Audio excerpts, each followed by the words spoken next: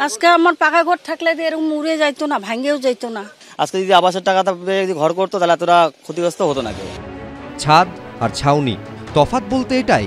আর দুইয়ের এই তফাতই এখন তাদের টেনে এনেছে খোলা আকাশের নিচে। আর এই ভয়ঙ্কর পরিস্থিতিতে হতদরিদ্র মানুষগুলোর আক্ষেপ একটাই, যদি মাথার ওপরে আবাস যোজনার একটা শক্তপোক্ত ছাদ থাকতো তাহলে এই হাল হতো না। বাবা বুড়া হয়ে গেল, যদি মারা গেল তাহলে ঘটা নিয়ে আমার কি হইল? ঘটা নিয়ে তো আর আমার হবে না। আজই যায় প্রধানের বাড়ি, কালি যায় পঞ্চায়েতের বাড়ি, তা আবার হয় না। আর কত যায়, যাইতে যাইতে আবাস যোজনা মানে কোনো খবরই নেই যে পাবা, বাইরে বাইরে সবাই পাচ্ছে কিন্তু আমরা পাই না। ঘরের আবেদন করতেছি বিডিও অফিসে, অঞ্চলে, ভোটার কার্ড, রেশন কার্ড, আধার কার্ড, এগুলো মানে আমাদের জেরাস করতে করতে আমাদের মানে পেটে ভাতই ওঠে না। প্রতি বছরই আমরা আবেদন করতেছি, প্রতি বছর না, এখন পর্যন্ত আমাদের কোনো ইয়ে নাই।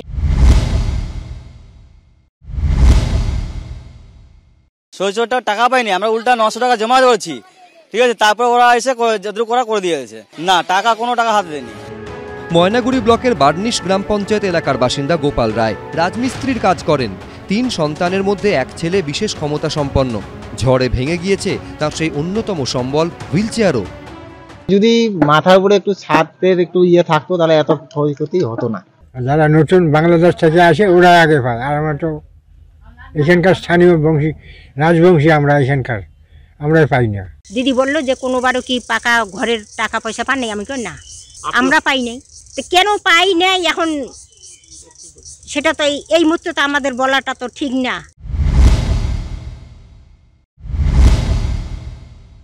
আমি তাদের প্রশ্ন করেছিলাম, নরেন্দ্র মোদীজি রাজধর্ম পালন করে 42,000 কোটি টাকা দিয়েছেন, 45 লক্ষ বাড়ি তৈরি হয়েছে বলে পিসিমণি লিখে পাঠিয়ে দিয়েছেন, আর গ্রামগুলোতে শুধু কাঁচা বাড়ি আর টিন, একটাও পাকা বাড়ি নেই।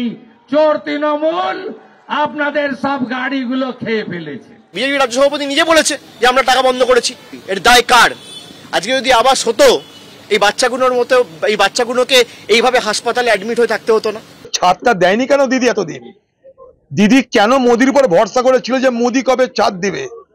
আপনি তো 15 বছর এখানে আছেন, আপনাকে কি কোনো মানুষ মানা করেছিল যে আপনি আমাদের ছাদ দিবেন না? চুরি বনাম বঞ্চনার রাজনৈতিক তরজায় গরিব মানুষগুলোর প্রাণ ওষ্ঠাগত। রাজা চট্টোপাধ্যায়, অরিন্দম সেন, সন্দীপ সরকার, এবিপি আনন্দ।